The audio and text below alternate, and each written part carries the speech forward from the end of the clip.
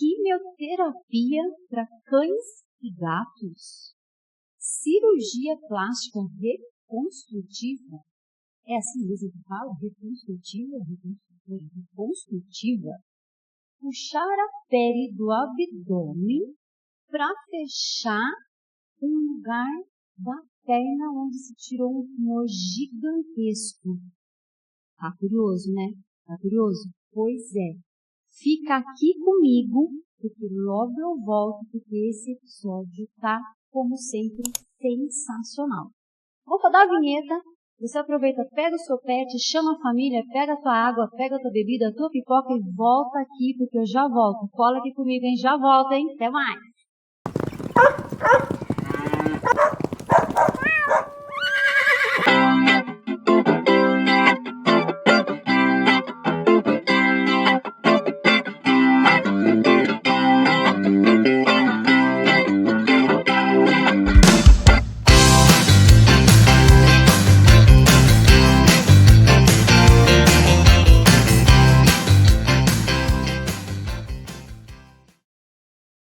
Voltamos. Eu disse que é rapidinho, né? Eu nunca te engano. Deu tempo de você pegar tua água, chamar sua família, pegar o teu bichinho para ficar aqui com a gente?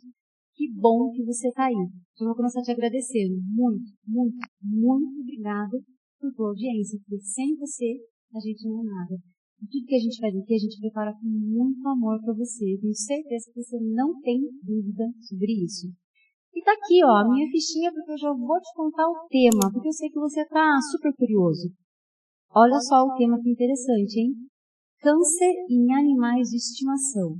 Esperança e tratamento no combate à doença. Um resumo da rotina de uma veterinária oncologista.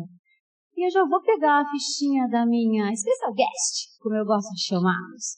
A minha special guest, como sempre, vocês já sabem, é uma pessoa que tem vasto conhecimento no que faz. Porque aqui no estúdio do PetCast Patinhas em Foco, a gente traz para vocês pessoas de gabarito, pessoas que têm qualidade, conhecimento, que vai levar para você o quê? Aquilo que a gente sempre te prometeu, informação. É isso mesmo. Já vou te contar, hein? Já vou te contar aqui sobre a fichinha da minha special guest. Ela é graduada pela Faculdade de Jaguariúna desde 2010. Ela é pós-graduada em Oncologia pelo Instituto Bioéticos. Eu sabia que eu ia dar minha enroscadinha para falar essa palavra. Eu sempre me enrosco aqui nessa palavra, hein? Lá de Botucatu. Ela é pós-graduada em Cirurgia de Pequenos Animais pelo Instituto Qualitas. Pós-graduada pela instituição Anhembi Morumbi em Oncologia Veterinária. Ela tem cursos de aperfeiçoamento em cirurgia de tecidos moles, cirurgias complexas de tecidos moles, microcirurgia, cirurgia reconstrutiva. Pois é, a garota é porreta aqui no conhecimento, hein? Ficha top. Ela é casada com o Marcos, mais conhecido como Quinho, ou Rido. E ele tá aqui, ó. Você não tá vendo, mas eu tô. Ele tá aqui no nosso estúdio. Veio acompanhar a esposa, isso mesmo. Ela é mãe do Heitor, de 7 anos. Ela é mãe de pet também, como todos que sentam aqui, que vêm no nosso estúdio sempre. Ou é mãe de pet, ou é pai de pet. Ela tem os dogs Gão, Puck e Vitani. Depois ela vai me corrigir se eu falei o nome errado de alguém. E os cats, o Amigo, o Francisco, a Gorete, a Penny, o Xaropinho e o Alfredo. Só ela que esse bicho, hein, gente? Ela é mãe de uma maritaca. Uma maritaca manca. A Keké. Ela é mãe da Caquinha. Uma tartaruga. E agora uma nova experiência que ela está amando. Ela é mãe de vários peixinhos. E ela vai mandar foto de toda essa meninada aí pra gente colocar no final do vídeo na hora da edição, hein? O seu hobby é assistir Grey's Anatomy, séries em geral, passear com a família e viajar para a praia. E ela tem tantos sonhos e planos que não sabe nem dizer um específico. Eu adoro a nossa special guest. E aqui comigo, no estúdio próprio do PetCast Patinhas em Foco, nada mais, nada menos que a super veterinária Cíntia Patrícia Pitelli, dos Serviços de Oncologia Veterinária, que faz atendimento oncológico, clínico, cirurgia oncológica, criocirurgia, eletroquimioterapia e quimioterapia, que eu já falei para ela aqui nos bastidores que eu quero saber tudo, eu quero a explicação de cada coisinha que ela faz aqui. Então, aqui comigo hoje, a minha amiga, minha companheira aqui do meu irmão, companheira de trabalho aqui do meu irmão, a doutora Cíntia Pitelli. Cíntia, quero te agradecer imensamente por você ter aceito o convite, né, e ter arrumado um tempinho aí na sua agenda. Porque, como eu sempre digo, né, vocês special guests, né, vocês veterinários, têm agenda tão comprometida, né, tanto bichinho para atender e arrumar um tempinho para estar aqui, para a gente fazer esse bate-papo, eu fico muito honrada. Então, olha, gratidão de coração por você ter vindo, ter saído lá da sua cidade, ter vindo aqui para a gente fazer essa troca. E eu sei que tem muita entrega aí vindo de você. Gratidão, Cíntia. Kátia, eu que agradeço. Me sinto muito lisonjeada de estar aqui. Estou muito feliz e bem ansiosa. Eu acho que o papo vai ser gostoso. Com certeza, não tenho a menor dúvida. Primeiro que a gente já se conhece de longas datas, né? E falei que fazia bastante tempo que eu não via você, né? Que a gente se viu numa festa de aniversário aí que a gente fez.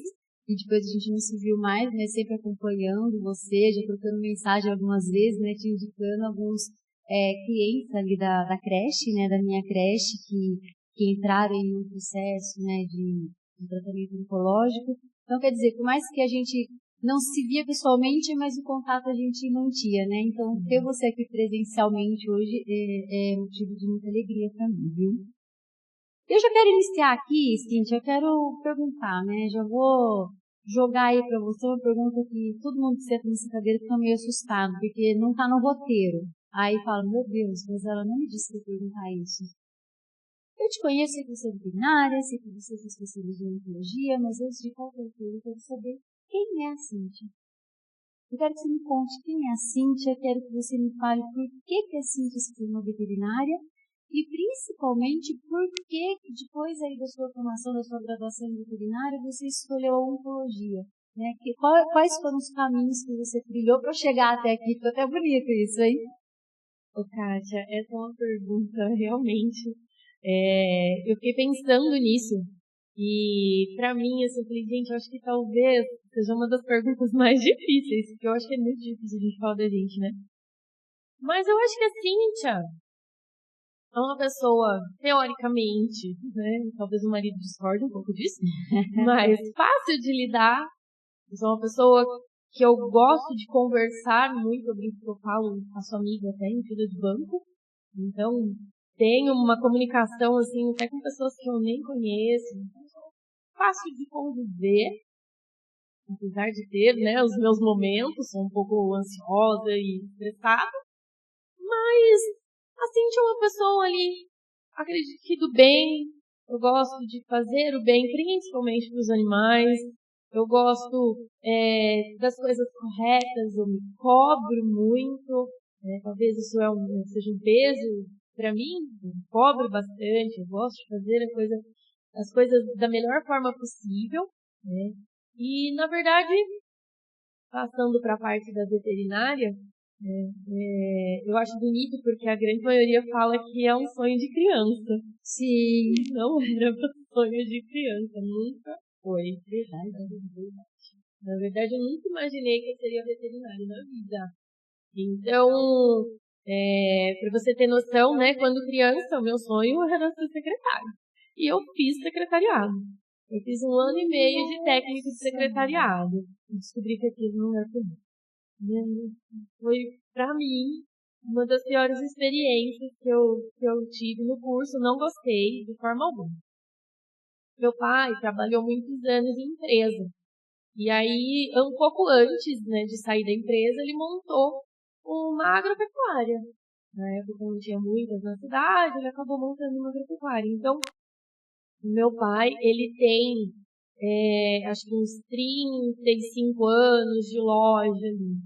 E aí, um teve um pouco ali do chamar, né? Da área que meu pai atuava. Ele tem a loja até hoje. A área que meu pai atuava chamou um pouco a atenção ali na questão da veterinária, mesmo assim não me apegava muito. Eu tinha medo de cão quando eu saía pra rua.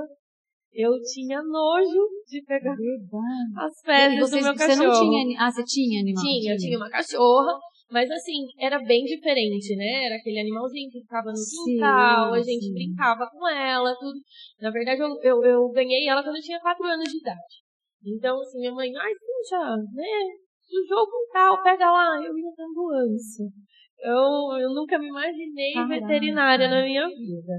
E aí, um certo dia, eu decidi que eu ia fazer o vestibular de veterinária.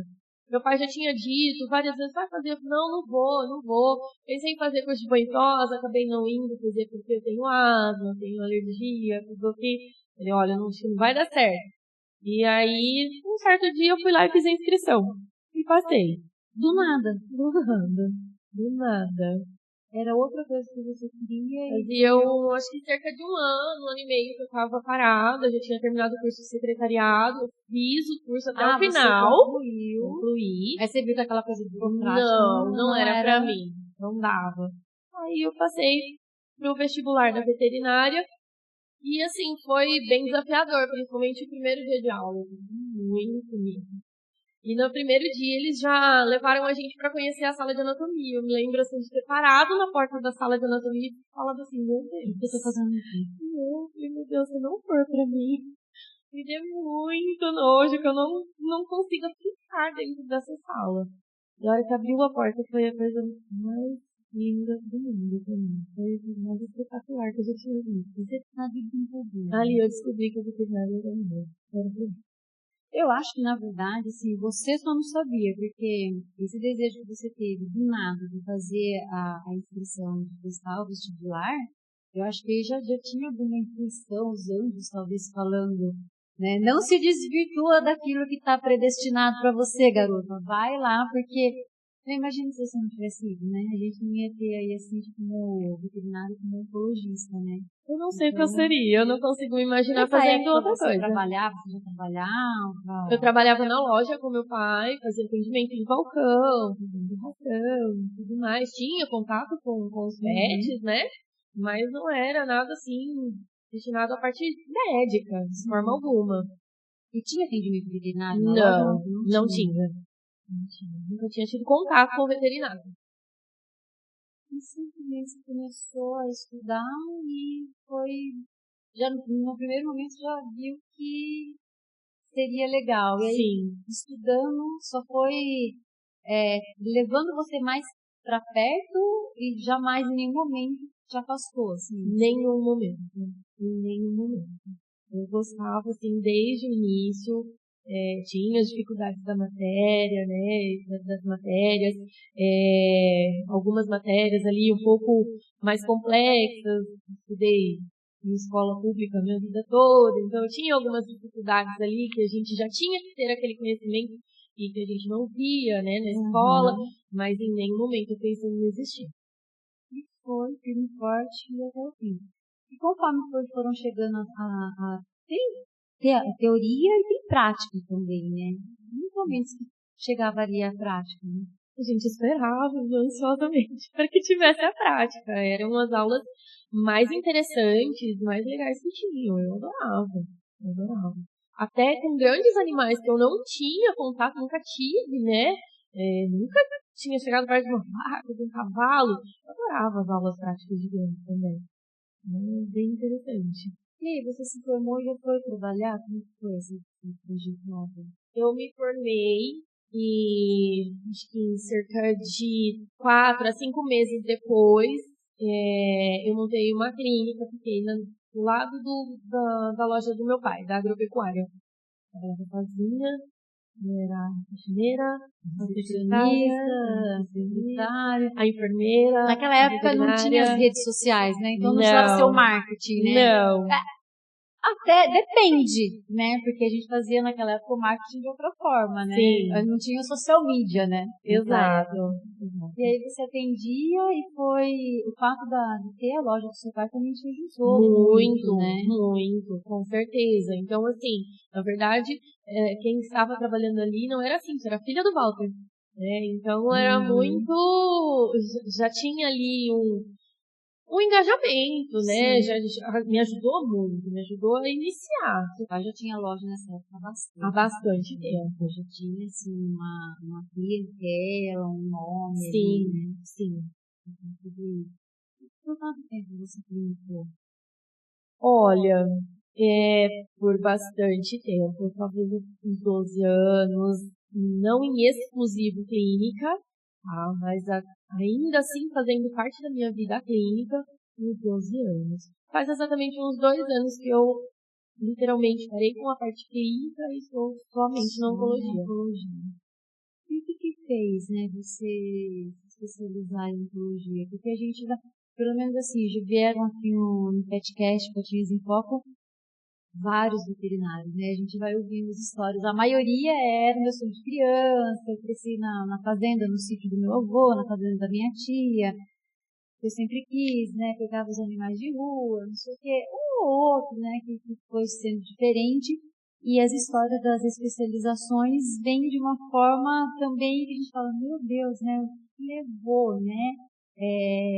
Esse profissional a escolher essa especialidade, né? A gente fez um episódio com uma oftalmologista e ela falou assim, para eu me apaixonar pela oftalmologia, bastou eu fazer 4 horas de aula, né, que foi focado nisso. As 4 horas foi muito pouco, eu saí de lá muito apaixonada por aquilo que eu vi, então eu decidi fazer a especialização, né? E o que te levou para a oncologia? A oncologia já foi um pouquinho mais exato, né? No primeiro semestre eu já tinha decidido. Precoce, né? Porque não tinha visto nada ainda. Mas eu me apaixonei em uma situação muito triste. No primeiro semestre da faculdade. Eu perdi uma cachorra minha, uma Rottweiler, com 5 anos, com câncer ósseo, um osteosarcoma. Na época, há mais tempo, né, muitos anos atrás, o veterinário falou de amputação, foi feita a amputação, e após a amputação eu virei e falei pra ele, e aí, e agora? Não, agora tá tudo bem, ela vai pra casa. Não, mas e a quimioterapia? Não vamos fazer quimioterapia, não faz isso. Ela só vai sofrer. E isso ficou muito na minha cabeça, porque em 4 meses depois eu perdi meu cachorro. Ele não era oncologista. Não. E nessa mesma época, né, me veio muito em mente a irmã de hoje, meu esposo. Na época a gente nem era namorado, porque a gente se conhece há muitos anos, já estudamos juntos desde a segunda série. Segunda série, né? Nem segundo. Eram crianças. Crianças. E eu acompanhei de longe o processo de uma irmã dele, que faleceu com 17 anos com osteosarcoma. E isso me chamou muita atenção porque o médico deu 1 ano de sobrevida para ela. E com o tratamento oncológico, através de quimioterapia, de todo o tratamento baseado ali na oncologia, ela teve um tempo de sobrevida de 4 anos. E isso veio a pergunta: será que também não teria aumentado a sobrevida da minha cachorra se a gente tivesse feito alguma coisa, algum tratamento complementar? Então, desse dia em diante, tudo que eu fazia na veterinária, que eu podia, eu focava na parte oncológica. Tanto que meu trabalho de conclusão de curso foi focado na parte oncológica. E nessa época que você estava aí na graduação de veterinária, já tinha a especialidade da oncologia? Já tinha muito direcionada para isso? Porque essa parte das especialidades, ela não é tão antiga, né? Porque há muito tempo atrás era só o clínico que fazia tudo, né? Sim. Hoje que a gente tem um leque muito grande em veterinária, que bom, né? Tem muita coisa que precisa evoluir ainda, né? Mas assim, hoje a gente tem praticamente todas as especialidades, né? E nessa época que você estava fazendo a faculdade de veterinária, já tinha rumores aí da oncologia veterinária? Kátia, menos intensos, mas sim. Eu me lembro que, assim, nesse ano, né, nesse primeiro semestre, eu até nem fui atrás de um oncologista porque realmente não se falava muito disso para tratar a minha cachorra. Mas eu me recordo que no terceiro ano a gente tinha aula de clínica de pequenos e eu estava ansiosa pelo conteúdo da parte oncológica. Tão resumido. Mas eu acredito até por conta da carga horária da faculdade e tudo mais. Então, entendo que tenha que ser um curso além, né? Eu não ia conseguir falar isso em aula. Mas no último ano de faculdade, eu já tinha ido atrás e já tinha visto algumas instituições que já faziam essa pós-graduação de oncologia. Então, assim, acredito que sim, já existia, mas não era tão divulgado, não era tão comum. E mesmo hoje, né? A gente vê várias especialidades, né? Mas essa parte oncológica não é, a gente não acha, não é tão, não sei, posso estar equivocada, mas assim, eu fico bem infiltrada aí no mundo pet, né? Por conta até do podcast, por conta da creche, por conta do meu irmão veterinário, por conta dos amigos do irmão que são veterinários, né? Então eu falo que às vezes eu me sinto como veterinário, eu lembro que eu não sou louca, volta. E assim, eu vejo que a gente sempre ouviu falar de várias especialidades, às vezes você vai falar, você tem indicação, sei lá, de um dermatologista? Olha, eu tenho fulano, tenho cicrano, tenho beltrano. Ah, e um cardio, já tenho um cardio. Ah, cardio, eu conheço tal e tal, né? Ah, eu não sei o quê.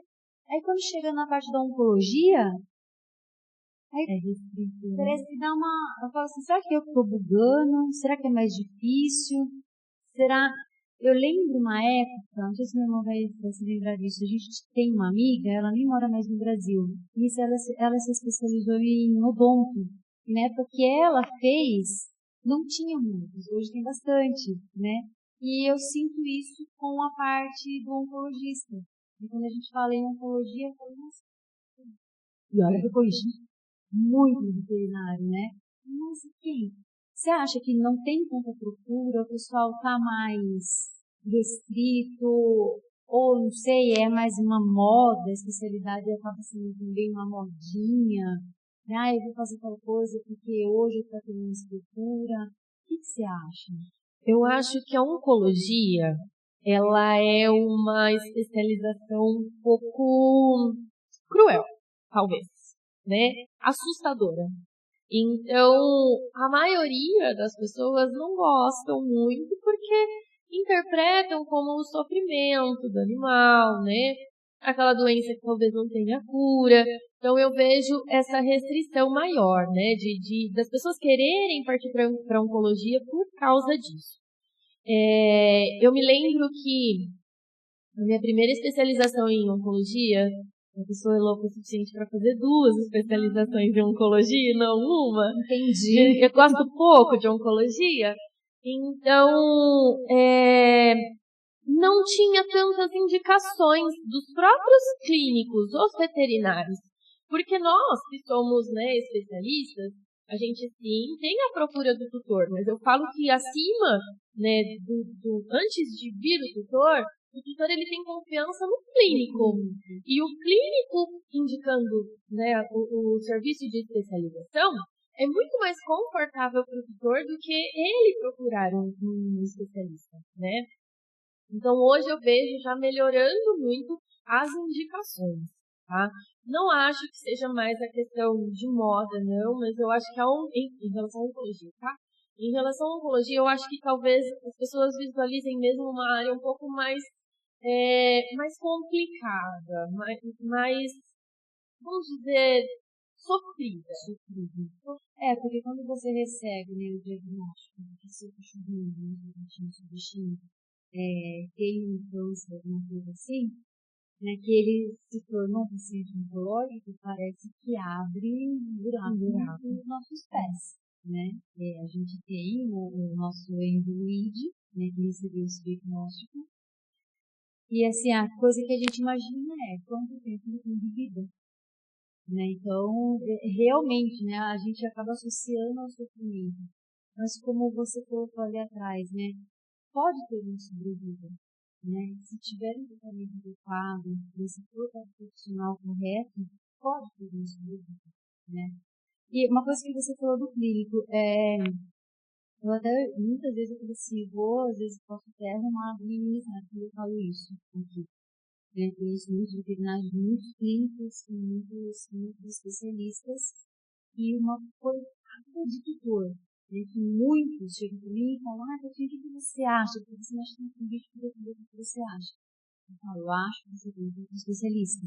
E às vezes eu sinto assim, até a falta às vezes, de humildade, toda a parte do clínico, de indicar para esse um especialista. Muitas vezes ele vai lá e fica tentando, aquela situação que não é dele, sei lá, uma dermatológica, uma questão ocular, vai tentando, aí a hora que não tem jeito, aí ele encaminha. Aí o doutor chega para aquele clínico, para aquele especialista, já cansado, sem dinheiro, porque ele já gastou tanto em tratamento que não seria o mais indicado, né, o mais assertivo, vamos dizer assim, o mais assertivo. A hora que chega lá para o especialista, ele já está cansado. Então, falta um pouco isso também, né? Não sei se estou falando besteira ou não, mas eu já vi assim, de vários tutores, sabe, comentando, né? Nossa, depois eu passei, tentei isso, tentei aquilo, tentei isso, tentei não consegui. E a hora que chega, eu me falo, não, procura um especialista. E foi assim que eu uma vez entrei em contato com você. Uma cliente, né, me passou o diagnóstico da cachorrinha dela e falou o que eu faço. Né, olha, desesperado, uma vez estava chorando, né? Foi diagnosticada com isso, eu falei, calma. Né, você já procurou um oncologista? Não, tem, tem. E ainda na hora eu mandei mensagem pro meu irmão, né? Falei assim, preciso indicar um oncologista. Assim, tipo, de verdade, cara, Cíntia. Né? Daí foi até quando eu te mandei mensagem, me passa o WhatsApp da WhatsApp comercial para eu poder passar para essa pessoa, né? Porque a hora que vai pro especialista, você ali consegue, não sei, desmembrar aquela porção de exames e indicar um tratamento mais assertivo, né? E falando em diagnóstico, em tratamento, como que a gente consegue descobrir que aquele animalzinho está com algum problema, né? Qual é o primeiro sinal que dá? O que vocês, como oncologistas, como veterinários, né? O que acende o alerta que tem alguma coisa mais séria que precisa ser investigado e como investigar? Kátia, eu falo que eu parti para algo complexo duas vezes. Primeiro fui para veterinária e depois para oncologia. Por quê? A oncologia, se a gente parar para pensar, ela não é um sistema só. Ela é o corpo todo. Diferente, por exemplo, de um cardiologista que tem o coração como um instrumento para trabalhar. Assim como o nefro, assim como o dermato. Então, para a parte oncológica, esses primeiros sintomas eles podem aparecer de diversas formas, porque isso vai depender de qual sistema ele está cometendo. Então, existem tipos de câncer totalmente diferentes, né? Diversos tipos de câncer. Câncer de mama, câncer de pele, câncer de vísceras, fígado, baço. Então, os sintomas, os sinais, eles vão depender muito do que ele está cometendo. Existem alguns tipos de câncer que vão levar o paciente a um emagrecimento, a uma dor, a um paciente mais quieto, a uma alteração de pele, a alteração hematológica, né? Algumas alterações em exames de sangue não são o que a gente chama de patognomônicos, né? Não é aqueles sintomas que a gente fala, isso é disso. Mas aí a gente vai ter que investigar como um todo esse paciente para que a gente possa ter um diagnóstico. Isso também acaba deixando um pouco estressante para o tutor, porque ele já chega muitas vezes querendo entender já o que está acontecendo. E a gente fica refém dos exames. Porque a gente precisa entender o paciente como um todo. Eu brinco, né, até esses dias atrás eu falei um pouquinho sobre câncer de mama, né, o Outubro Rosa, e aí nessas conversas que eu tive com os veterinários, eu coloquei uma figura de uma pizza. E aí eles, por que uma pizza? Porque muitas vezes o clínico me manda o histopatológico. E aí o histopatológico, para mim, ele é uma parte da pizza. Eu não me basta só o histopatológico para eu tratar um câncer e para eu entender. O você nem falava. O histopatológico é a biópsia. Então, o vulgo biópsia. O vulgo biópsia tira o fragmento da lesão, manda para a biópsia, né? E vem o laudo do histopatológico, que é o exame que vai falar: esse paciente tem câncer do tipo tal, em tal lugar. E quem é que faz esse diagnóstico? É um oncologista também? Mas uma outra especialidade dentro da especialidade? Vamos dizer assim? Normalmente, né, na grande maioria das vezes, o clínico encaminha já com um diagnóstico prévio, tá? Eu brinco que no mundo de Alice, o ideal seria como a gente vê no ser humano. Dificilmente um ser humano diagnosticado com câncer, ele é diagnosticado pelo clínico geral. O clínico geral tem a suspeita, é encaminhado para um oncologista na medicina, eles são mais específicos, né? Então, oncologista de mama mastologista, e aí por diante. E aí o especialista faz o diagnóstico, tá? Para nós, veterinários, na minha rotina pelo menos, eu vejo isso menos frequente. Eu vejo mais o diagnóstico já fechado com o exame, tá? Por isso que eu falo que eu recebo muito o exame em específico, aquela folha única de histopatológico. Daí ali vem aquele monte de coisa escrita. Aquele monte de coisa escrita que me traz uma informação. Eu não preciso só de uma, eu preciso de várias informações. Então, junto disso, eu tenho que ver o quadro clínico do paciente, a condição em que ele está, onde está esse tumor, o que foi feito de exame complementar, esse tumor já tem uma metástase, esse tumor está localizado, qual é a proporção desse tumor, é passível de cirurgia, não é passível de cirurgia. E dá para saber se esse tumor está no início, se está sendo que falar, se não, porque no ser humano, né, no melhor dos cenários, o que a gente sempre fala, né? Faça os seus check-ups, mulheres, vá uma vez por ano, né, no seu médico, faça o exame, por quê? Se esse ano você fez, não deu nada, ok. Aí o ano que vem você faz, Deus me livre, mas alguma coisa você sabe que nesse período que aconteceu. Mas os animais deveriam ser assim também, né? A gente fazer. Sim. Hoje, nós somos, né, a humanização dos pets está trazendo os tutores mais conscientes. Depois da pandemia, todo mundo ficou um pouco mais ligado. Estamos falando de pessoas que realmente cuidam de tudo mais como se fossem filhos dentro da família. Sim. Não daquele que deixa lá no quintal, amarrado, em cima do jornal velho, dentro de comida, pulenta, etc. Estamos falando de pessoas que fazem tudo do teu bichinho, que é o público que a gente atende com esse podcast, né? Então, assim, hoje as pessoas estão, sim, mais conscientes, elas estão, né, buscando cuidar mais, mas é uma porção menor, né? Então, muitas vezes, tem gente que só leva o teu bichinho para dar vacina. Ou leva o teu bichinho quando realmente, no veterinário, né, para uma consulta de rotina e tal, quando acontece alguma coisa. Os nossos lá, não, eles vão a cada 6 meses, a cada ano, faz hemograma, perfil renal, perfil hepático. Agora que o Enzo foi diagnosticado com mastocitoma, né? Então está toda hora acompanhando tudo, mas os outros também fazem. E o ideal seria que isso acontecesse, né? Mas não acontece. Então, acho que quando chega ali para você, né, que chegou ali na parte final ali, né, da onde vai realmente decidir o que vai ser feito, né, com o oncologista que vai definir o que vai ser feito, não dá, né? Muitas vezes não dá para saber há quanto tempo que ele está lá, em que grau que está, ou dá através de exames.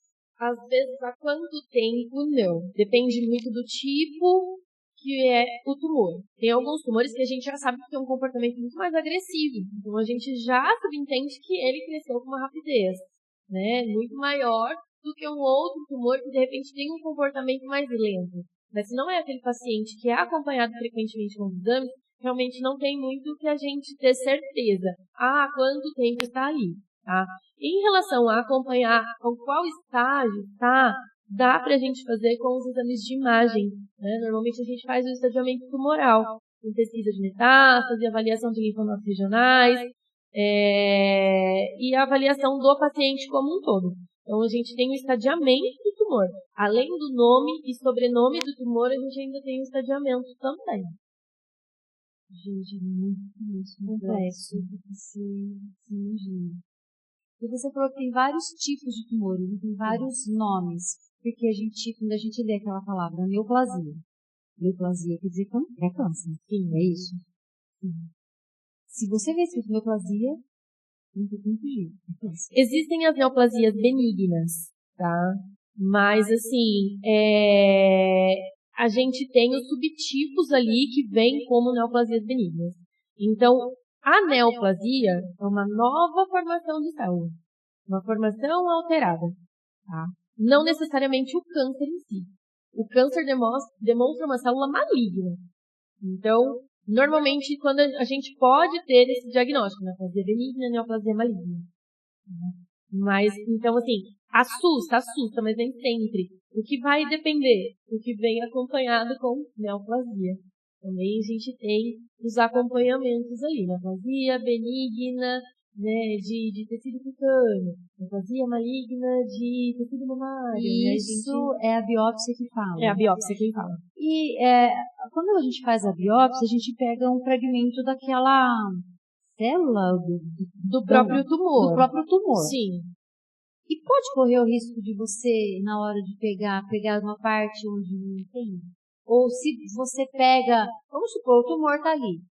Se ele se vai dar um resultado ali negativo, positivo, aliás, uma neoplasia maligna, é sinal que ele é todo cancerígeno, certo? Porque aquilo lá é um tumor, é um câncer mesmo. Mas, eu vou explicar o que eu estou querendo dizer.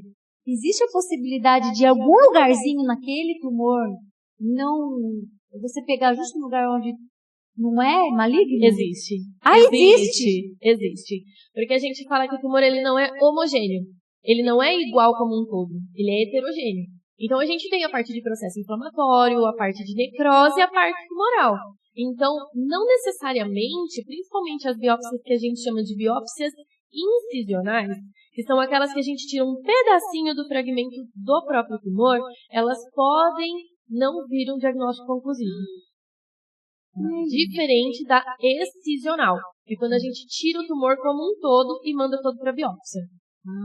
Então, também tem diferença nessa seria o melhor a ser feito. Na verdade, depende da condição. Né? Depende de onde. Exatamente. Por quê? Eu preciso saber exatamente com quem eu estou lidando para saber qual é o comportamento dele, para saber qual vai ser a conduta. Então, se eu tenho uma biópsia prévia, uma citologia aspirativa, que é a CAF, né, que o pessoal chama de punção, exatamente. A gente consegue direcionar melhor e planejar melhor esse tratamento. Agora eu tô entendendo que você fez 2 pós. Porque em uma não é o suficiente para saber disso tudo, né? Muita coisa, né? A pós que você fez, qual que era a diferença? Não, ela, na verdade, assim, eu saí da faculdade e entrei numa pós-graduação. E aí eu me senti necessitada de fazer uma segunda pós-graduação. Para ficar mais atualizada. Exatamente. Porque faziam 12 anos que eu tinha feito. Quando a gente sai da graduação, a gente sai com muita insegurança, né? E eu acho que a rotina do dia a dia, por isso que eu acredito que a maioria dos especialistas, eles vão ter eles vão ser melhores se eles têm um embasamento clínico. Então, eu acho que todo mundo tem que ter um embasamento clínico. E aí, eu enxergo que a pós-graduação, ela faz toda a diferença depois que a gente tem uma certa experiência clínica.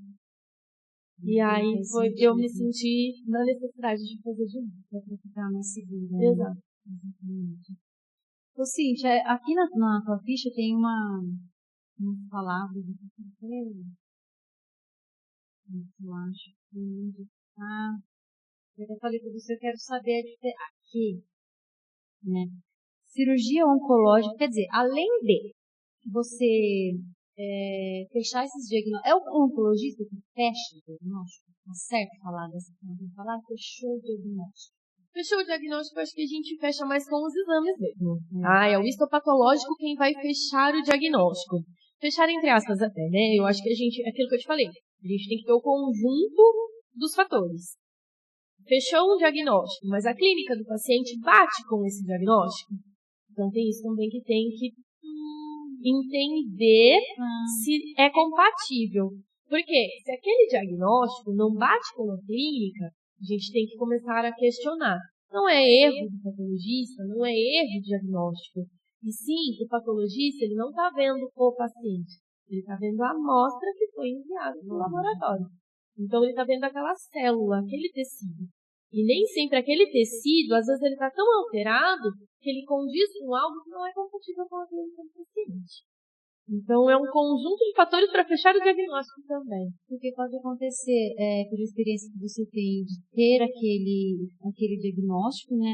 Sei lá, é um câncer XPTO, mas aí aquele câncer XPTO, dentro de todo o teu conhecimento e tua expertise, ele vai trazer certas características Z, Y, W, que aquele cachorro não tem. Exatamente. E a gente tá falando de cachorro, mas gato, né, de qualquer animal, sim, né? E aí, quando acontece isso, a coisa fica um pouco mais complicada, né? Fica porque, assim, a gente precisa ir além. A gente precisa de mais exames, a gente precisa interpretar toda a situação, né? E eu volto a dizer, às vezes já está cansativo para o tutor. E ele não entende a necessidade de mais um exame. Por quê? Mas já fechou o diagnóstico. Por que você está pedindo mais exames? Então, é um pouquinho mais complicado. Olha, você falou isso e eu me lembrei de uma conversa no dia de uma tutora. Ela falou assim pra mim, Tina, eu já fiz tanto exame nele, eu não lembro o nome do cachorrinho dela, mas era um Spitz. Ela falou, mas estão me pedindo exame. Eu queria saber o que você acha. Eu acho que você tem que fazer os exames que o veterinário está pedindo, né? Porque se hoje a gente tem aí, né, essa opção de estar fazendo os exames, mas será que não está querendo ganhar dinheiro em cima disso, querendo ganhar em cima do exame? Não, eu acho que, né, se a gente tem essa opção, né, de tentar ir mais além, por que não? Se você tem essa condição, né, se você pode fazer, por que não investir um pouco mais? Mas é exatamente isso. Às vezes a pessoa ela já está exausta, né? Às vezes ela já está cansada emocionalmente, fisicamente, né? Aquele cachorrinho também já está e já não tem mais dinheiro, né? E aí é difícil para vocês, né? Porque na medicina humana tem os convênios, tem os SUS, né? É difícil também. Mas a parte veterinária depende do tutor, é o tutor com o bolso dele, né? Gente, é por isso que eu digo para vocês, se você quer ter um bichinho, é muito bom. Eu sou a pessoa que mais incentiva as pessoas a terem um bichinho. Mas, um bichinho requer planejamento. Você vai ter um animal, se planeja, porque a gente não sabe o que vai acontecer, não é mesmo, Cíntia? E a gente vai um dia gastar. Ou, se ele tiver uma saúde perfeita, um dia na velhice. Então, assim, quer ter um bichinho, se planeja para ter um bichinho, não vá assim, né, no momento, tem que pensar no que vai fazer. Porque a vida depende de você. Mas não deixa de ter um bichinho. Eu tenho muitos que eu posso falar com propriedade. Ô, Cíntia, e aí, eu ia falar aqui desses nomes diferentes aqui, aí entrei no outro assunto. Eu vou fazendo isso, sabe? Eu não vou voltando, e assim a gente vai indo. Né? Cirurgia oncológica você já deve ter feito inúmeras, né? Qual foi alguma que mais te marcou, ou mais difícil? Você lembra, assim? Tem uma que eu brinco, a gente brinca quando a gente vê ela, com muito carinho. Era um mastocitoma, em região caudal, ali próximo de vulva, uma pugzinha. Era grande o suficiente para a gente não conseguir fechar, só com, a gente chama de primeira intenção, né, que é só fechar e suturar, e a gente teve que remover a cadeia mamária dela e jogar para trás, para onde estava esse defeito, para suturar. Então hoje ela tem uma mamilo na perna. E aí é uma que me chama muita atenção. Eu lembro com carinho dela, porque ficou muito bonitinha a cirurgia dela. E ela ficou super bem. Então, isso cai até ali na abertura, né? sim. Quando eu falei, né, das cirurgias plásticas, reconstrutiva. Reconstrutiva, isso. Reconstrutiva, né? Eu sou cheia de muitas coisas erradas, então me corrige quando eu falar alguma coisa errada. E ali, né, na abertura eu falei, né, pegar a pele do abdômen e puxar para a perna. Então, ó, você foi falando isso dessa cachorrinha, eu fiquei imaginando. Às vezes acontece alguma coisa, então, nesse sentido, você tem que fazer uma plástica ali mesmo. Sim, é muito comum. Não é incomum isso acontecer, porque muitas vezes, infelizmente, ainda chegam tumores muito grandes pra gente. Tumores, assim, alguns crescem com uma facilidade muito grande mesmo, tá? E alguns têm um comportamento onde a gente precisa de uma margem cirúrgica maior. O que é isso, né? A gente tem o tamanho do tumor, e aí para eu remover, eu preciso dar uma margem longe desse tumor para que ele não possa voltar. Então o defeito se torna muito maior do que o tumor já era. E aí muitas vezes a gente tem que lançar mão dessas técnicas reconstrutivas. Então tirar retalhos de um lugar e jogar para o outro. Existem vários locais que dá para fazer isso. Dá para tirar do pescoço, de trás da orelha e pôr pro rostinho, tampar. Muitas vezes, gato tem muito câncer de pele que envolve parte de pálpebra. A gente precisa fazer remoção de olho com pálpebra e aí a gente tira a pelezinha de trás da orelha para colocar para frente. Então, existem vários. No corpo todo do cão e do gato, exceto as extremidades, a gente tem alguma técnica que dá para tentar direcionar o tecido de um lugar para o outro. Não tira exatamente e coloca lá. A gente rotaciona. Vira ali, né? Exatamente. Tem que ser perto. Você vai fazer uma coisa igual a dessa cachorrinha, então, sim, né? Tem que ser perto. Muitas vezes ele tem que ter uma vascularização significativa, então tem que ter um vaso de grande calibre ali naquela região, então tem que saber a estrutura exata, não só uma cirurgia dessa, a gente pode falar que é uma cirurgia de grande porte? Na verdade, sim. É uma cirurgia demorada? Pode demorar ali suas 2 horas, 2 horas e meia, depende do tamanho do problema. E tem esse tumor que é tipo aqueles iceberg? Você olha por fora, tá ali só a pontinha, a hora que você abre, Jesus. Muitas vezes, quando eu vou explicar sobre um tumor, eu até uso esse termo. É muito comum a gente exemplificar os sarcomas dessa forma.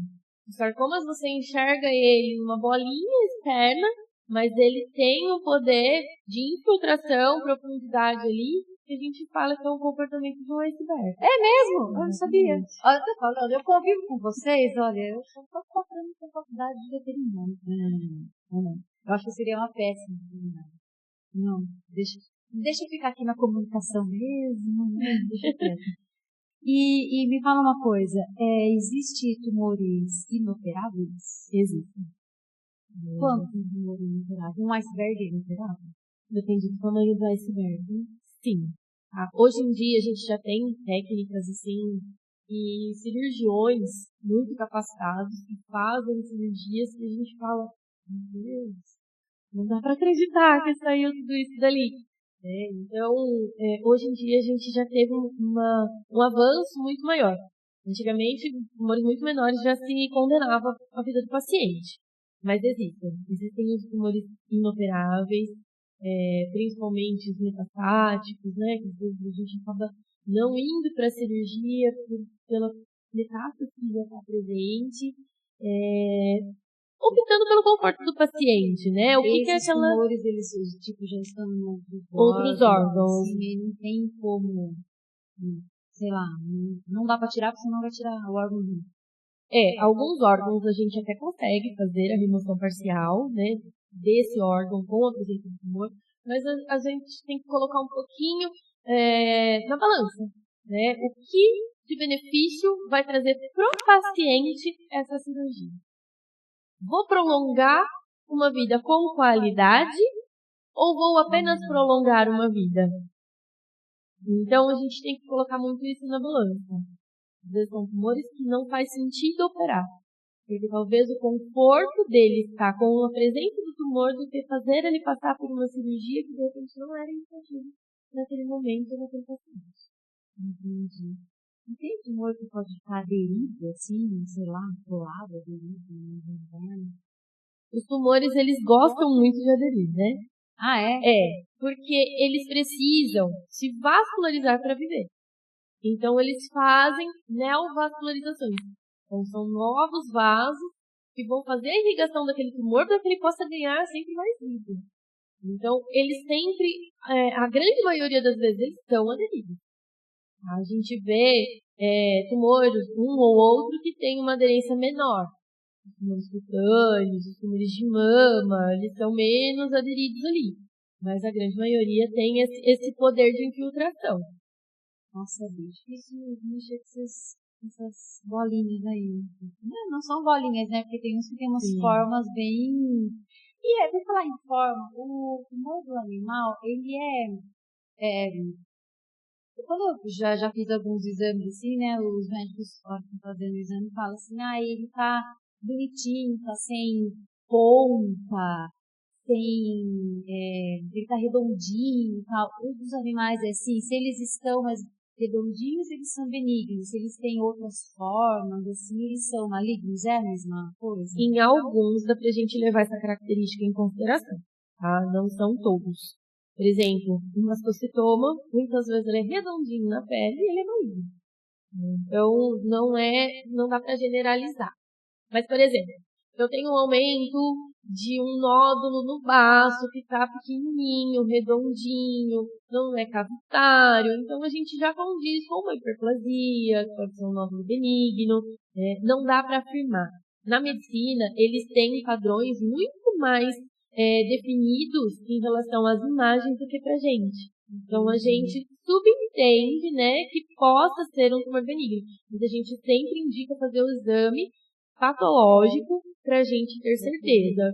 Justamente. É aquilo que a gente fala, né, a medicina veterinária é muito avançada, as especialidades estão, né, que bom, mas tem muita coisa pra ver, né. E você acredita que a gente vai chegar lá? Acredito. Eu acredito porque já melhorou muito. Eu vejo um progresso, assim, absurdo. Eu posso dizer de 10 anos pra cá. 10 anos não é muito, se a gente parar pra pensar. Os recursos exatamente. Então, eu tenho fé nisso. Eu também acredito. Porque eu sempre digo isso. Há 20 anos atrás, o cachorro era um. Há 10 anos atrás, o cachorro, ele deixou de ser cachorro, ele se tornou pet, né? Um membro da família. Há 5 anos atrás, ele passou a ser realmente um membro da família. De uns anos pra cá, ele não é um filho, é filho. Ele é filho. E quem se ofende com isso, me economize, não seja meu amigo. Porque se alguém ficar bravo, porque os meus bichos são meus filhos, não meus gatos, são meus cachorros. Né? E o meu público ali da minha creche é assim, eles deixam na creche, tchau filho, a mãe já volta. Né? Então existe uma outra visão, né? Então a medicina precisa, a veterinária precisa acompanhar isso, né? Para a gente poder dar mais qualidade de vida para os nossos filhos de fato. Né?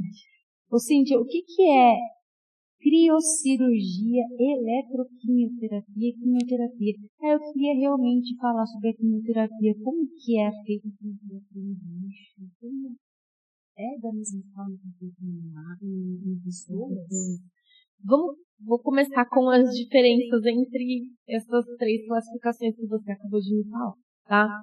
Então, a criocirurgia, ele é um tratamento oncológico à base de congelamento com nitrogênio, tá? Então, a gente faz o congelamento da lesão com nitrogênio. Um aparelho, é como se fosse, por exemplo, tá? Bem um pouco distante ali, como se fosse um point. E a gente faz a queima da lesão com congelamento, tá? Tem o mesmo princípio de point, mas é de uma forma mais específica, porque normalmente são lesões malignas, tá?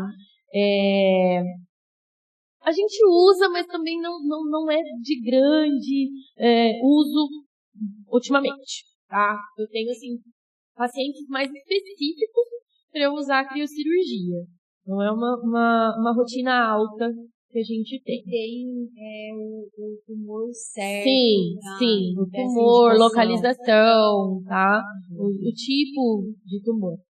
A eletroquimioterapia, ela é um tratamento complementar, em algumas vezes, ela pode ser primária, né? Principalmente em tumores de face, de gato, de cachorro, tumores de pele. Ela pode ser usada, assim, tem vasto uso na oncologia, a eletroquimioterapia. Então, a gente faz uma administração de um quimioterápico, isso no transcirúrgico ou não, aguarda alguns minutos e faz o que a gente chama de eletroporação, que é o pulsos elétricos na região onde tem o tumor ou foi removido esse tumor. A gente vai fazer uma abertura na membrana celular, na verdade esses pulsos elétricos vão abrir a membrana celular e vão potencializar a absorção desse quimioterápico. Então ele pode aumentar em 1000 vezes o efeito desse quimioterápico com a eletroporação. E a quimioterapia é o tratamento medicamentoso para a morte da célula neoplásica. Ele faz a morte da célula neoplásica. Nós não temos quimioterápicos veterinários. Tá? Nós usamos quimioterápicos humanos. Exatamente. O de oral é igual de gente lá? É que tem gente que faz quimioterapia oral também, né? Existem várias formas de administração. Tá? Existem diferentes formas de administração. Existem quimioterápicos que são intravenosos, existem quimioterápicos que são subcutâneos, outro de oral, outro em forma de pomada. Tá? Então, existem várias apresentações. Isso vai depender do tipo do quimioterápico e do tipo do tumor. E são várias sessões igual as pessoas? Na grande maioria das vezes tem um número de sessões, sim. Tá? Então, vai depender também do tumor e do quimioterápico. Gente, o negócio é complexo, né? Não é assim, nada simples. Não. Né? Nada simples. E qual que é o tumor mais comum que você vê assim na veterinária? Olha, a gente tem uma casuística maior nos cânceres de pele. Isso envolvendo todos, né? Desde melanoma, mastocitomas, os linfomas cutâneos, plasmacitomas, os carcinomas celulares, que são induzidos pelo sol, os hemangiosarcomas. Então, assim, todos os nomes esquisitos que você falou. Tudo de pele. Tudo de pele. Sim. Alguns deles podem dar em outros lugares, mas eles também são os cutâneos. Então, assim, na literatura, eles façam que os tumores de maior incidência são os de pele, tá? E aí se igualam aos tumores de mama. Infelizmente, né? Ainda tem uma casuística muito alta. Então, o tumor de mama, o câncer de mama, ele pode ser evitado? O que causa o câncer de mama? Não sei se pode falar dessa forma. O que causa o câncer de mama? O principal fator é o hormonal. Seja ele externo ou interno. O externo é aquela paciente que tomou anticoncepcional. Ainda existem pessoas que dão a famosa injeção? Existe. Para não criar? Existe. Tá? E uma única aplicação já pode induzir ao câncer. Não precisa ser a vida toda. Meu Deus. Vem aqui pra mim. Pelo amor de Deus, você tem uma fêmea em casa. Se você tem esse cachorrinho, castrear. Não dê a tal da injeção para não criar. Se você fizer isso, você vai ser responsável pela morte da sua cachorrinha. Desculpa te falar assim, claramente, mas você vai ser o culpado por isso. Se você tem uma fêmea, castre a sua bichinha. Você está aqui ouvindo o que a doutora Cintia está falando. Então, seja consciente. Seja o tutor consciente. Castre, entendeu? Pegou, né? Não vou voltar. Eu fico brava, sabe, quando eu escuto algumas coisas assim, de saber que a ignorância, a irresponsabilidade que pode causar uma doença tão séria como bicho. Não é possível. Na época, sei lá, 20, 30 anos atrás, a gente ouvia muito, não é possível que hoje, né, em 2024, quase 2025, ainda tenham pessoas que dê a tal da injeção, a tal da vacina. A gente fala vacina ainda, né? Sim. Infelizmente ainda existe. Reduziu muito, mas ainda existe. Então, é uma informação que poucas pessoas sabem. Ah, mas ela tomou uma vez só na vida. Já atendi várias pacientes com histórico de câncer de mama. E aí eu falo, tomou anticoncepcional? Não tomou. Mas uma vez, no primeiro cio. Quando eu peguei ela, Quando eu peguei ela. Exatamente. É o suficiente. Tá? O próprio hormônio da própria paciente também pode causar. Então, aquela paciente idosa ou mais velha, castrada mais adulta, né, depois de um certo período, um certo número de cios, também não tem mais a prevenção do câncer de mama. Então, a literatura passa pra gente que, a partir de 2 anos e 6 meses, não temos mais a prevenção do câncer de mama com a castração. O último consenso definiu que o melhor momento, né, um dos melhores momentos seria deixar entrar no primeiro cio e castrar antes do segundo. Porque assim a gente não deixaria essa paciente infantilizada, porque ela teria os hormônios para desenvolver vulva, sistema geniturinário, evitando também alguns outros problemas, principalmente nos pacientes de grande porte, como problema articular, que também são dependentes de hormônio, né? E a gente castrar antes do segundo cio, para que a gente também não tenha uma exposição tão longa ao hormônio. Nossa, só benefício, então, né? Só benefício. E depois, lá na frente, a gente evita a tal da Piometra também. Né? Exatamente. Que é a bruxa, né? Exatamente. E de brinde ainda tem a prevenção de câncer de útero e de ovário, que são menos comuns, mas também existem. Também existem. Castrar é um ato de amor, responsabilidade e inteligência. Exatamente. Né? E no macho? O macho também tem câncer de próstata, né? Existe o câncer de próstata. Aliás, a gente está no Novembro Azul. Exato. Mas tem Uma hora já, produção. Tu tá de brincadeira? Ele levantou a plaquinha da Discord. Essa plaquinha. A gente tem ali um pouco de incoerência nesse Novembro Azul. O câncer de próstata, ele não tem a prevenção com a castração, assim como a gente tem nos cânceres de mama. A neoplasia maligna de cão de próstata, ela é independente da castração. Verdade. Exatamente. Porém, o câncer de próstata, ele é menos comum do que a hiperplasia prostática, que é o aumento da próstata benigna. Que esse sim é prevenido com a castração. Então, o que a gente preconiza também é que esses pacientes sejam castrados, os machos, com uma idade um pouco maior. E não tão precocemente também. Depois de um ano? Depois de um ano. Antes de um ano, jamais, não. Né? E um ano é um tempo bom. Olha, ou assim, diria até mais tarde. Eu diria até mais tarde. 4 anos.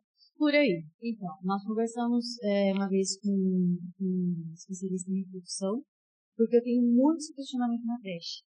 E para que o macho esteja ali dentro do ambiente de matilhas, eu preciso que o macho seja castrado, porque senão os animais, né, eles amadurecem sexualmente mais cedo, mais rápido quando eles estão em matilha. E aí o que acontece? Dentro de um ambiente de creche, eles ficam com comportamento de monta.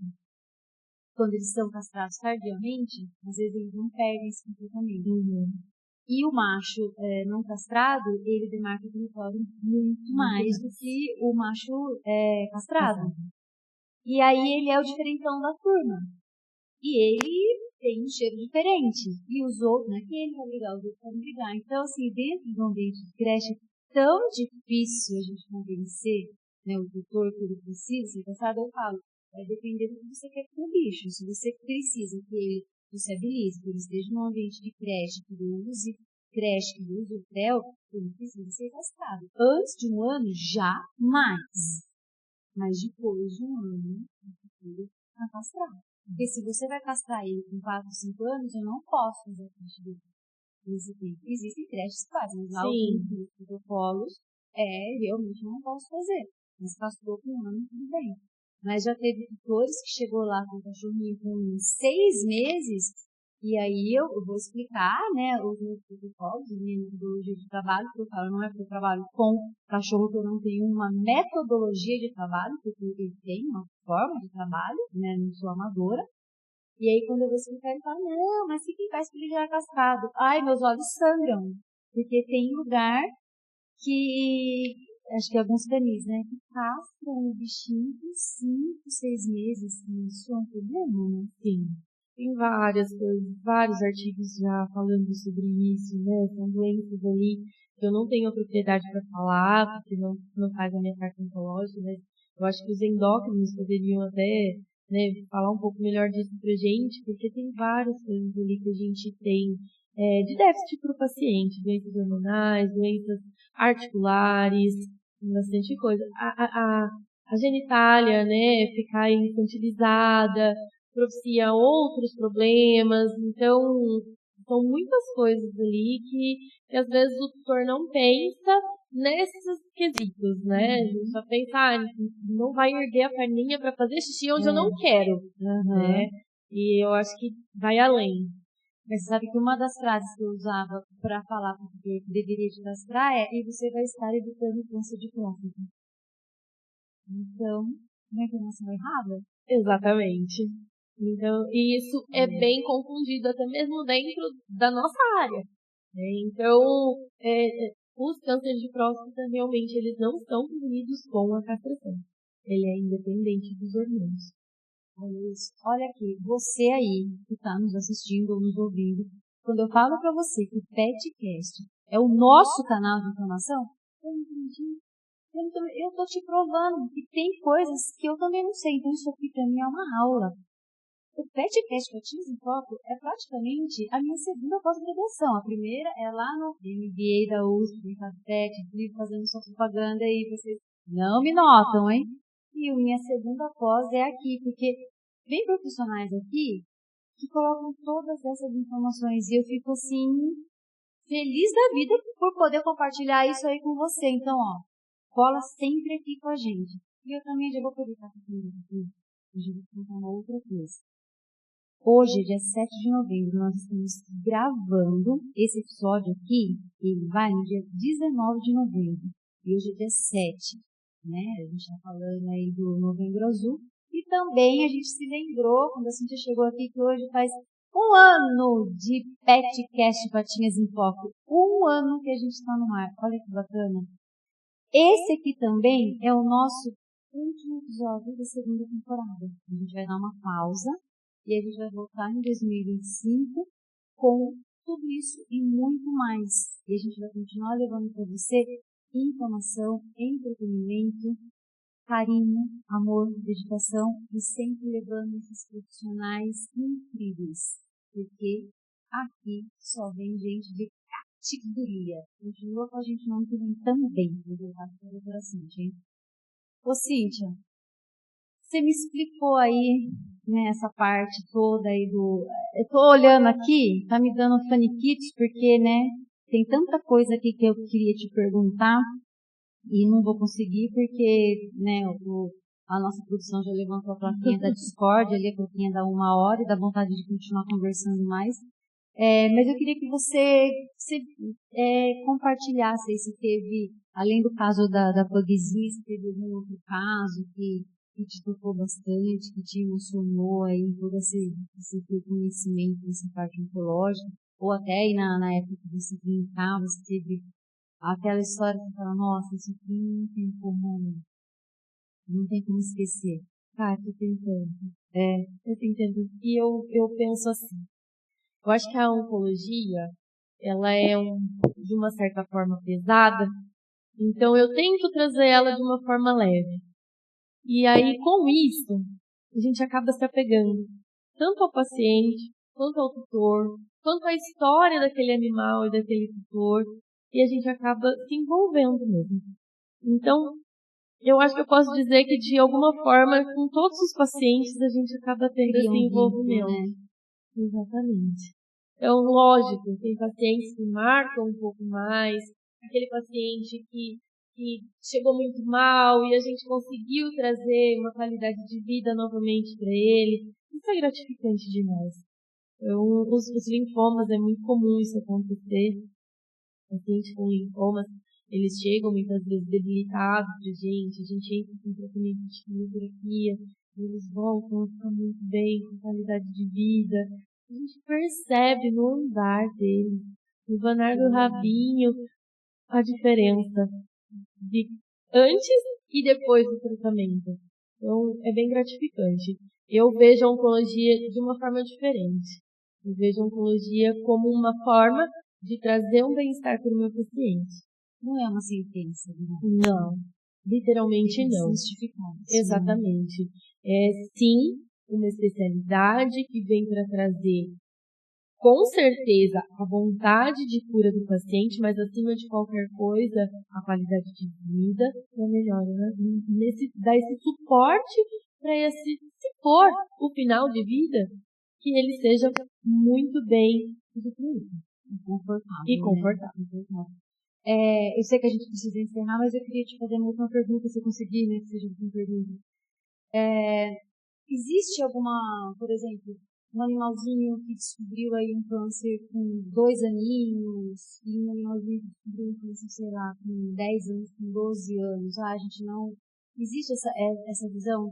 Melhor não fazer a quimio ou fazer um outro tratamento, porque esse animalzinho já tem uma certa idade, ou não? Vai depender da clínica desse bicho. Como que você, como oncologista, se posiciona, né? Quando é um bichinho novo, não é um bichinho mais idoso. É uma das perguntas uma das questões que eu mais escuto. Nossa, Cintia, mas ele é tão velhinho. Eu brinco que além de oncologista, eu acho que eu sou geriatra. Porque 99% dos meus pacientes são idosos. Ou seja, não é um empecilho para a gente tratar. Não vai ser a idade que vai ser o empecilho do tratamento. São outras comorbidades que, de repente, a gente vai ter que colocar em consideração e falar, não, esse paciente, melhor a gente não fazer. Vamos trazer apenas qualidade de vida para ele. E o paciente jovem, normalmente, a grande maioria é aquele paciente que precisa de tratamento imediato. Normalmente, pacientes jovens, os tumores são mais agressivos, na grande maioria das vezes. Eu acho que o mais jovem que eu atendi foi um show de 7 meses. A gente conseguiu fazer 2 sessões de quimioterapia, ele não chegou na terceira. E as sessões eram semanais. Ou seja, em 15 dias do diagnóstico, eu perdi o paciente.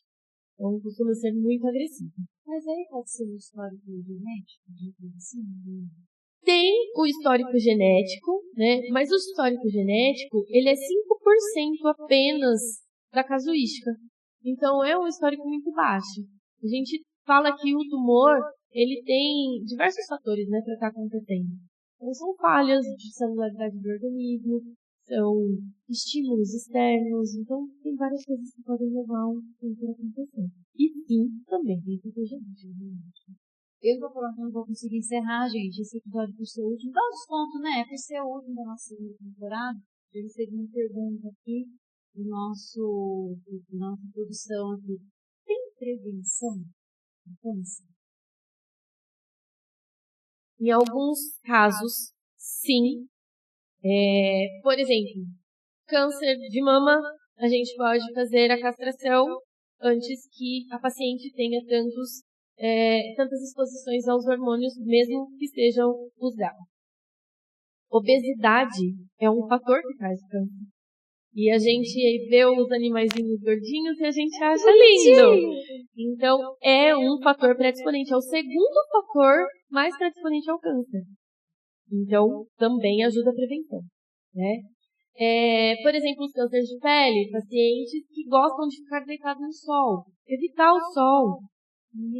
Mas acima de qualquer coisa, são os check-ups, as avaliações feitas muitas vezes pelo clínico veterinário, pelo veterinário de confiança, seja pelo oncologista, pelo especialista, que o paciente já está passando. Então, isso é importante. Fazer o check-up, que seja a cada 6 meses, anual, dependendo da idade do paciente, é onde a gente vai conseguir, não talvez prevenir o câncer, Mas se ele aparecer, a gente pegar precocemente. E alimentação? Você é a favor da alimentação natural? Depende. Eu acho que hoje em dia usa-se muito alimentação natural.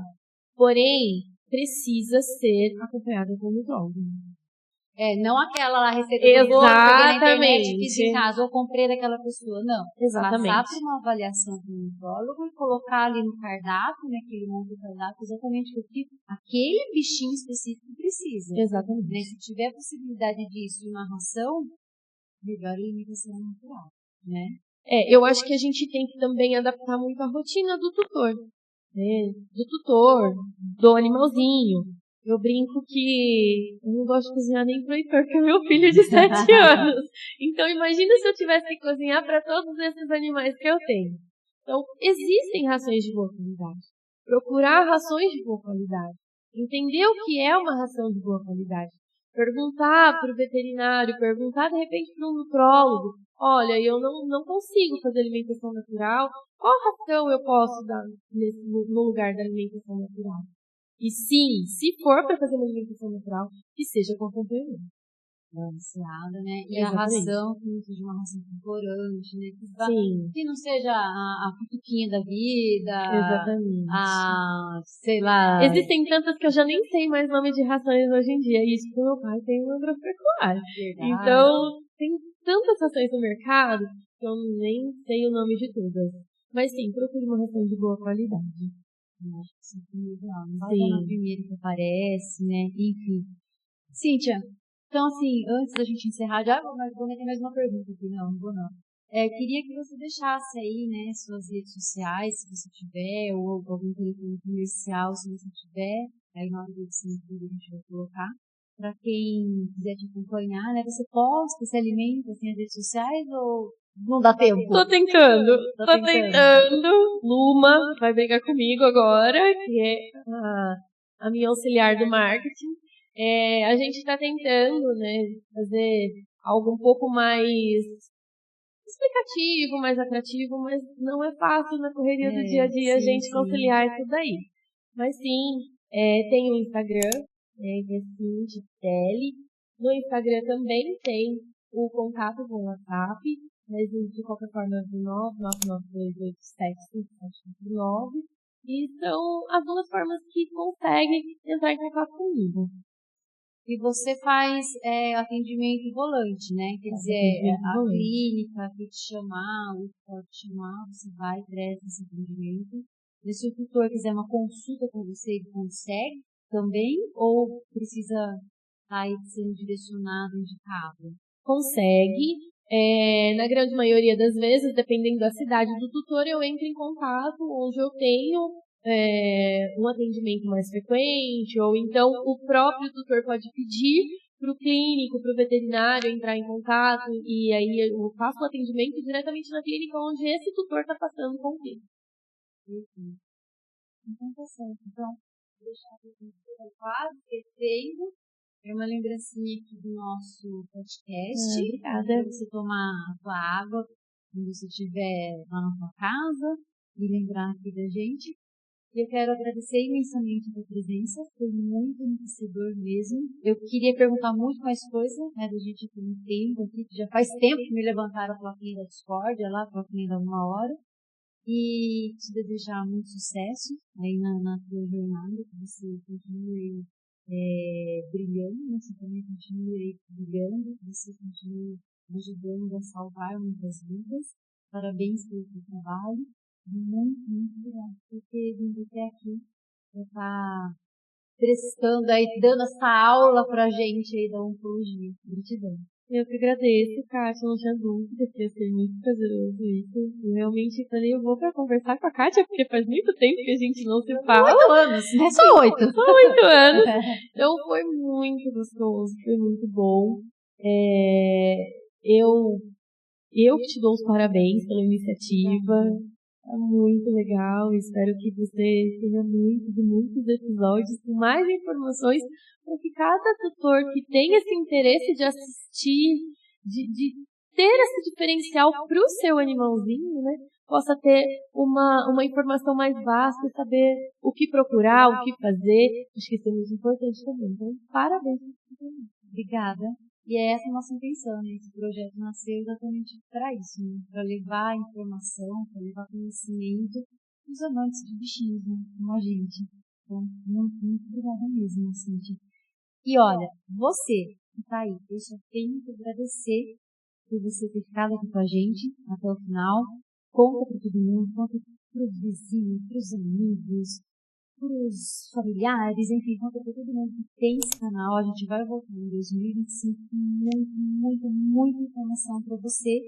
E essa doutora aqui, ó, ela é top de linha, então pode confiar. Depois a gente vai deixar o @, vai deixar o WhatsApp. E vocês sabem, né, que só cuida dos biscoitinhos dos melhores veterinários. E quando o nosso Enzo Luiz foi diagnosticado com câncer, a gente consultou, né, a doutora Cíntia para ouvir a opinião dela, e com certeza é muito importante para a gente. É isso. Muito obrigada mesmo pelo teu carinho, muito obrigada pela tua audiência. Fica aqui com a gente vai dar aí uma pausa para você, mas também vai sentir saudade que a gente volta.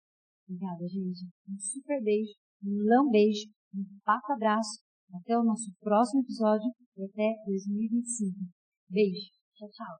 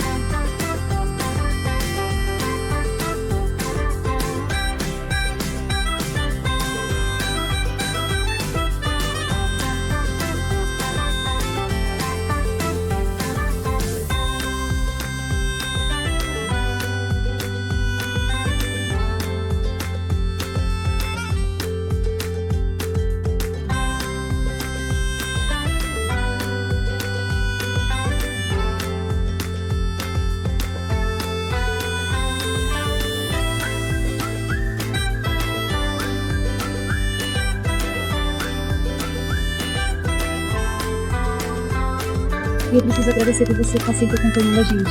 Espalha que tem esse canal, o Petcast Patins em Foco do canal de informação, e tudo que é feito aqui é produzido com muito carinho, muito amor, muita dedicação. E é isso que a gente vai continuar levando para vocês.